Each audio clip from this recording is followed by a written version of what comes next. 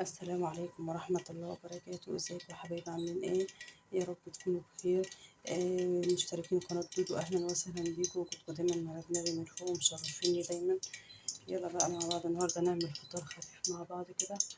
يعني قلت عايزة اعمل حبة مسقعة النهارده كده للفطار.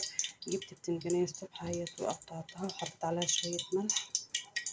دي بقى لما تحطي عليها ملح بتخليها متشربش زيت معاكي يعني.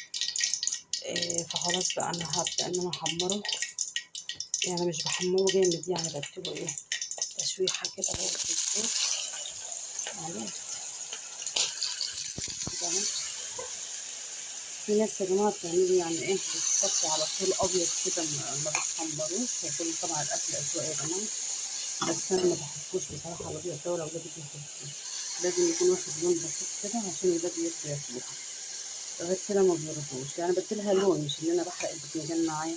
بديله لون بس عشان عيالي يرضوا ياكلوه. لو هو ابيض كده، في ناس بتعمله ابيض، بيبقى ابيض كده بالصلصة، ولادي ما بيرضوش ياكلوها خالص. فده اول حاجة معايا، هبدأ ان انا احمر البتنجان اهو كده. البتنجان اهو خد لون معايا اهوت. بنفس الطاسة حبيت الزيت دول، هحط بصلاية، هقطع بصلاية اهو تتشوح برضه بسيط كده اهو، تشوحها بسيط مكان البتنجان على طول. عاملة معايا طماطم في الخلاطة اهي،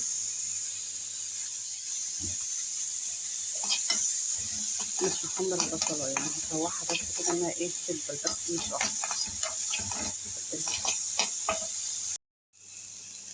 اهي انا محمرتهاش اهي، لسه هتدخل في التحمير كده، تسيقوا عليها. احط عليها طماطم، انا عاملة 3 طماطميات، يعني حوالي اقل من نص كيلو. احط عشان تتسبك، واحط عليها شويه ملح، بس ما تكتريش عشان البتنجان انا كنت حاطه عليه الملح وانا نقعه الصبح. ما تكتريش الا لما تشوفي. واسيب بقى الطماطم تتسبك. خلاص كده الطماطم اتسبكت اهي، بقى معايا البتنجان احطه تاني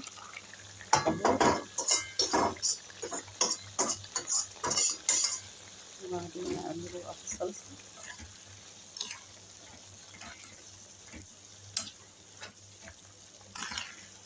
اهو زي ما انتوا شايفين معانا كده، واضيف شويه ميه صغيرين كده واقلبها اهوت. جربوا بس الطريقه دي يا بنات، هتعجبكم جدا جدا جدا جدا. احلى حبه مسقعه والله العظيم كنت فاكره. كده حبه كمون صغيرين، ما تكتريش علشان ما تبقاش حادقه معاكي قوي. ذوقي برضه شويه شطه صغيرين كده. الشطه دي ذوقي يا جماعه، اللي عايز. ما انتش عايزه ما تحبهاش مشطشطه خلاص براحتك ما تحطيش. لو عندك اطفال برضه يا ريت ما تحطيش، علشان الاطفال يعني بتبقى الشطه صعبه عليهم. بس سيبيها بقى تتسبك مع نفسها شويه، ما تاخدش سوا كتير. حبه ميه كمان وبعدين دوقيها. عايزه حبه فلفل حط لها، عايزه شويه ملح حط لها، ده وذوقك بقى حسب ما انت بتحبي حدة الاكل. دول بس الطريقه دي بنات هتعجبكم قوي. يلا نشوف هنعمل ايه تاني مع بعض في الفطار. ادي المسقعه خلصت معانا اهيت. يلا عشان نجهز الفطار مع بعض، هحط بقى شويه كده للفطار اهمت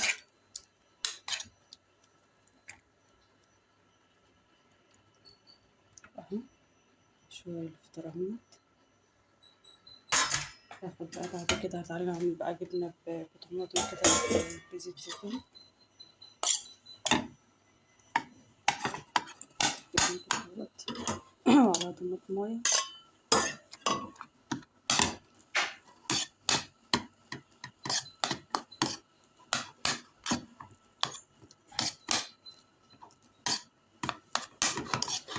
واحط عليها بقى، واحط عليها زيت زيتون،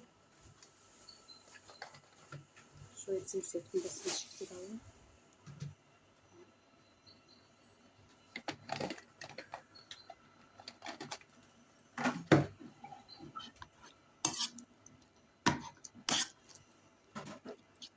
اهوت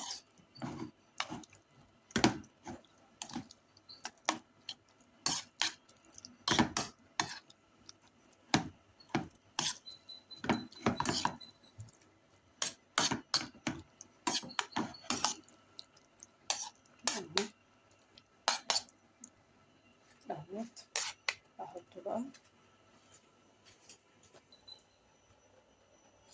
حط شوية عسل ابيض، خيار، بس هو ده فطار النهارده. لو عجبكم بقى الفيديو ما تنسوش الاعجاب والاشتراك في القناة عشان يوصلكم كل جديد.